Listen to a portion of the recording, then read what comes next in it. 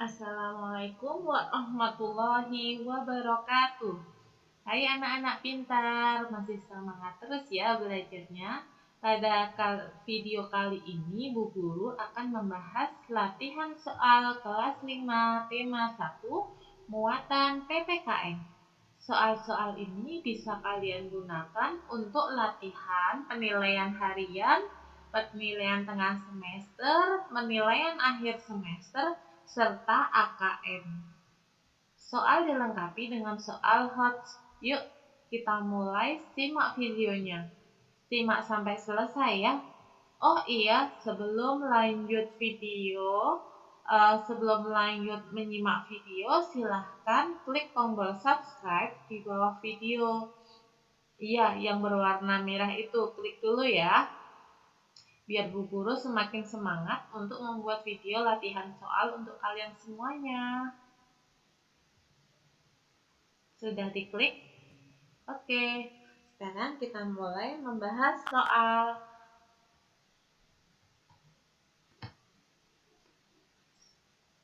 Untuk muatan PPKN ini ada soal, jumlahnya 20 soal. Jenis soalnya adalah pilihan ganda. 1. Tidak membeda-bedakan dalam berteman termasuk pengamalan nilai Pancasila sila ke berapa teman-teman? A pertama, B kedua, C ketiga, atau D keempat. Tidak membeda-bedakan dalam berteman. Jawabannya apa? Ya, betul. Jawabannya adalah sila ketiga, yaitu Persatuan Indonesia. Soal selanjutnya. Tidak merusak fasilitas umum termasuk pengamalan nilai Pancasila sila ke A kedua, B ketiga, C keempat, D kelima. Jawabannya adalah ya, kelima.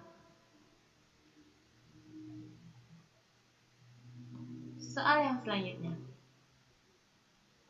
Sikap tolong-menolong dan kerjasama antara warga dalam berbagai aktivitas di lingkungan masyarakat disebut A. Tenggang rasa, B. Gotong royong, C. Bakti sosial, D. Bangun desa. Jawabannya apa anak-anak? Ya, betul. Gotong royong. Selanjutnya, nomor 4, Wina adalah siswa yang sangat baik. Ia senang gotong royong. Ia rajin beribadah. Ia melaksanakan hasil keputusan musyawarah secara bertanggung jawab. Ia tidak membeda-bedakan antara yang kaya dan yang miskin. Ia juga memberikan kesempatan kepada orang tua untuk duduk saat berada di angkutan umum. Berdasarkan cerita di atas, perbuatan Wina yang sesuai dengan pengamalan Pancasila sila keempat adalah A. Bergotong royong, B. Rajin beribadah, C. Melaksanakan hasil keputusan musyawarah secara bertanggung jawab, D. Tidak membeda-bedakan antar yang kaya dan yang miskin. Apa jawabannya anak-anak? Kalian harus fokus kepada soal ini. Sila keempat, ingat bunyinya apa? Nah, betul. Jawabannya yang sesuai dengan sila keempat adalah melaksanakan hasil keputusan musyawarah secara bertanggung jawab. Nomor selanjutnya. Gotong royong sendiri merupakan bentuk kerjasama kelompok masyarakat untuk mencapai hasil yang positif. Tradisi gotong royong tidak hanya memikirkan dan mengutamakan keuntungan bagi salah satu individu atau kelompok saja. Tradisi gotong royong juga memikirkan dan mengutamakan kebahagiaan bersama. Budaya ini memiliki nilai moral yang baik dalam kehidupan masyarakat. Berdasarkan kutipan bacaan di atas, tradisi gotong royong bertujuan untuk memikirkan dan mengutamakan keuntungan A. Individu, B. Kelompok, C. Orang-orang terdekat, D. Seluruh anggota masyarakat. Jawabannya apa anak-anak? Ya, betul. Seluruh anggota masyarakat. Nomor selanjutnya, bila seseorang tidak mengamalkan salah satu nilai Pancasila, hidupnya akan terasa sulit karena jauh dari Tuhan. Pernyataan di atas merupakan akibat tidak mengamalkan nilai-nilai Pancasila. Sila ke titik-titik. A. Pertama, B. Kedua, C. Ketiga, D. Keempat. Jawabannya yang mana, anak-anak? Ingat ya, di sini ada tulisan di sini Tuhan. Nah, jadi nanti kamu udah fokusnya ke Tuhan. Kalau itu berarti pengamalan sila pertama. Ya, ketuhanan yang Maha Esa. Selanjutnya, berikut perilaku yang tidak mencerminkan nilai-nilai Pancasila di sekolah adalah titik-titik di sekolah ya. A. Malas menyapu dan mengepel kamar. B. Membuat kegaduhan di ruang kelas. C. Menyalakan televisi keras. D. Tidak pernah mengikuti rapat warga. Jawabannya yang benar apa? Ini fokus ya di sekolah. Nah, benar. Jawabannya yang B, membuat kegaduhan di ruang kelas. Kalau yang A, malas menyapu dan mengepel kamar, itu di rumah. Menyalakan televisi keras-keras itu juga di rumah. Yang D, tidak pernah mengikuti rapat warga, itu di masyarakat. Soal selanjutnya, nomor 8. Tidak menjenguk tetangga yang sakit bertentangan dengan nilai-nilai Pancasila, yaitu sila titik-titik. A pertama, B kedua, C ketiga, D keempat. Jawabannya adalah yang kedua. Soal selanjutnya. Ini adalah contoh soal AKM, Asesmen Kompetensi Minimum. Tony adalah anak yang sangat disiplin. Ia selalu mengerjakan PR sepulang sekolah. Ia selalu merapikan sepatu dan seragam sepulang sekolah. Ia selalu membereskan meja makan setelah makan malam. Ia selalu belajar tepat waktu.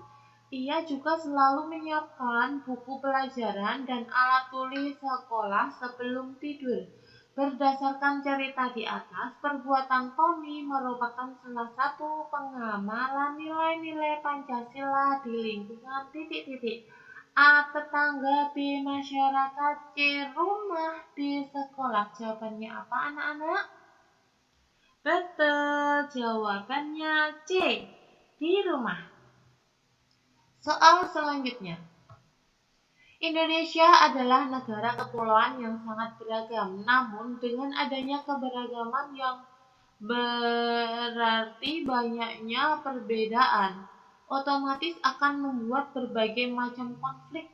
Kita sebagai warga Indonesia harus menjaga serta mencintai keberagaman yang kita miliki ini, sehingga tidak terjadi perpecahan di antara warga Indonesia.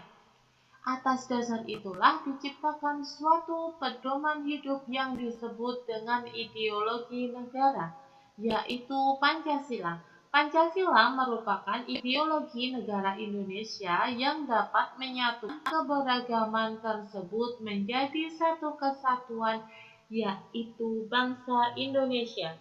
Berdasarkan kutipan bacaan di atas dapat disimpulkan bahwa Pancasila dibuat supaya A. Indonesia mempunyai ideologi negara, B. Indonesia tidak mudah terpengaruh oleh budaya bangsa lain, C. Masyarakat Indonesia selalu menghindari perbedaan, D. Masyarakat Indonesia bersatu dalam keberagaman.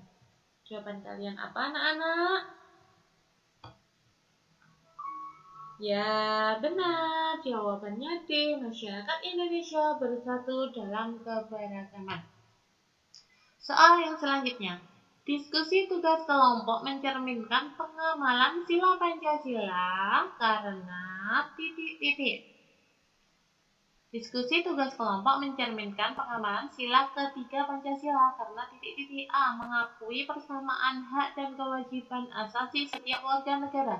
B. Mendahulukan kepentingan bersama di atas kepentingan pribadi.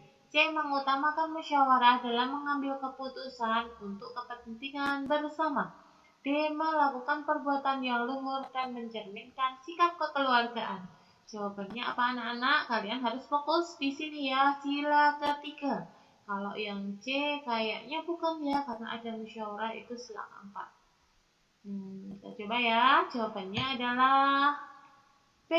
Mendahulukan kepentingan bersama di atas kepentingan pribadi. Karena saat melakukan diskusi kita pasti akan menghargai pendapat orang lain. Seperti itu. Selanjutnya, pengambilan keputusan bersama secara mufakat mencerminkan perilaku yang sesuai dengan nilai Pancasila sila titik-titik.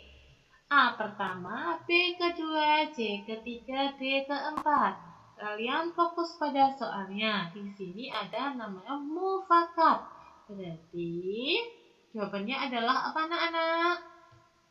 Betul, sila keempat tentang musyawarah dan mufakat. Nomor selanjutnya, Dodi adalah ketua kelas 5. Sebagai ketua kelas, ia selalu menjalankan tugasnya dengan baik. Misalnya, dalam rapat penentuan jadwal piket kelas, ia selalu memberikan kesempatan temannya untuk berpendapat. Ia bersedia menerima tanggapan bila ada yang tidak setuju dengan keputusannya. Ia selalu memberikan saran atau masukan kepada temannya supaya pelaksanaan piket di kelas berjalan dengan tertib. Berdasarkan cerita di atas, perbuatan Dodi mencerminkan pengamalan Pancasila titik-titik. A pertama, B kedua, C ketiga, D keempat. Yo, jawabannya apa anak-anak? Ya, tepat sekali. D keempat. Karena apa? Karena di situ banyak mengandung ini ya, keputusan seperti itu. Terus minta pendapat sama teman-teman. Itu kan musyawarah seperti itu ya. Selanjutnya, kegiatan ini termasuk pengamalan Pancasila titik-titik. Nah, ini mereka sedang gotong royong. Menurut kalian jawabannya yang mana? Pengamalan sila keberapa? 1, 1 dan 2, 2, 3, 4, 2, 3 dan 5, atau 2 dan 4? Kita coba ya. Betul sekali, jawabannya C, 2, 3, dan 5.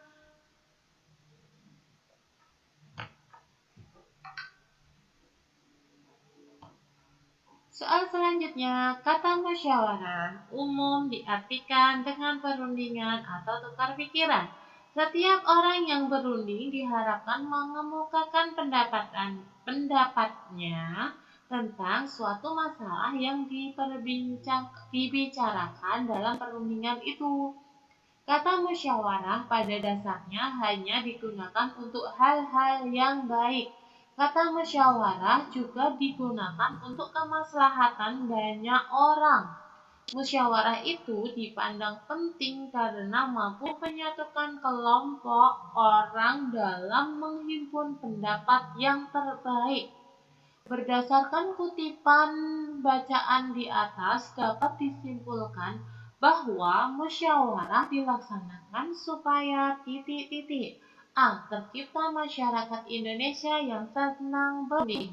B. Tercipta perbedaan pendapat atau tukar pikiran satu sama lain. C. Tercipta masyarakat Indonesia yang gemar mendiskusikan setiap masalah. D. Tercipta kemaslahatan orang banyak dengan pendapat yang terbaik. Menurut kalian jawabannya yang mana? Ya, benar sekali. Jawabannya yang D. Tercipta kemaslahatan orang banyak ya dengan pendapat yang terbaik. Nah, di sini ada pendapat yang terbaik. Oke, nomor selanjutnya. Menghargai hasil karya orang lain termasuk pengamalan Pancasila, sila titik-titik. A kedua, B ketiga, C keempat, D kelima. Menghargai hasil karya orang lain. Nah, betul. Jawabannya D, sila kelima. Selanjutnya, tidak mau mengikuti kegiatan sistemling atau ronda malam bertentangan dengan pengamalan nilai Pancasila di titik-titik. A. Rumah, B. Keluarga, C. Sekolah, D. Masyarakat. Jawabannya apa anak-anak? Betul sekali, D. Masyarakat. Karena kalau sistemling nggak mungkin di rumah apalagi di sekolah ya. Oke. Yang selanjutnya, membantu korban bencana alam mencerminkan pengamalan sila pertama Pancasila. Karena titik-titik loh, membantu korban bencana alam kok sila pertama itu kenapa? A. Membina kerukunan hidup antar umat beragama. B. Mengembangkan sikap saling tolong-menolong dan tenggang rasa. C. Mengembangkan perbuatan yang luhur. D. Mencerminkan sikap kekeluargaan. Jawabannya apa? Kalau sila pertama berarti kalian pasti tahu. Ya, betul sekali. Yang A. Karena kalau sila pertama itu pasti ada agama, Tuhan, terus ibadah, dan sebagainya. Membina kerukunan hidup antar umat beragama. Kan kalau ngasih bantuan ke korban bencana, kita tidak mungkin membeda-bedakan agamanya apa, semua akan diberi bantuan. Oke, selanjutnya. Bacalah kutipan data berikut untuk mengerjakan soal nomor 4 dan 5. Ini soalnya nomor 9 dan 20 ya. Berikut rekapitulasi perhitungan suara pemilihan ketua RT 6. 1. Bapak Andi Hardinata 41 suara. 2. Budi Sasongko 21 suara. 3. Tegar Pratama 7 suara. 4. Gani Wijaya 39 suara. Dengan 1 suara dinyatakan tidak sah oleh panitia. Harapannya dengan RT yang baru tersebut dapat bersinergi dengan pemerintah desa dalam membangun desa Waru. Berdasarkan kutipan data di atas, orang yang terpilih menjadi ketua RT adalah titik-titik. A. Gani Wijaya, B. Tegar Pratama, C. Budi Sasongko, D. Andi Hardinata. Menurut data ini, berarti kalau yang terpilih adalah betul sekali Andi Hardinata. Karena apa? Karena suaranya adalah yang terbanyak dibanding yang lain. Oke, ini nomor terakhir ya. Berdasarkan kutipan berikut, tadi sudah Bu Guru bacakan. Kita tinggal baca soalnya. Jumlah keseluruhan peserta dalam pemilihan ketua RT 6 tersebut adalah titik-titik. A 107, B 108, C 109, D 110. Nah, kita jumlahkan semuanya dari suara Pak Andi, Budi, Tegar, dan Gani ini dijumlahkan semua. Ditambah juga ini 1 suara yang tidak sah. Jadi jawabannya berapa? Ya, betul sekali. Jawabannya C 109.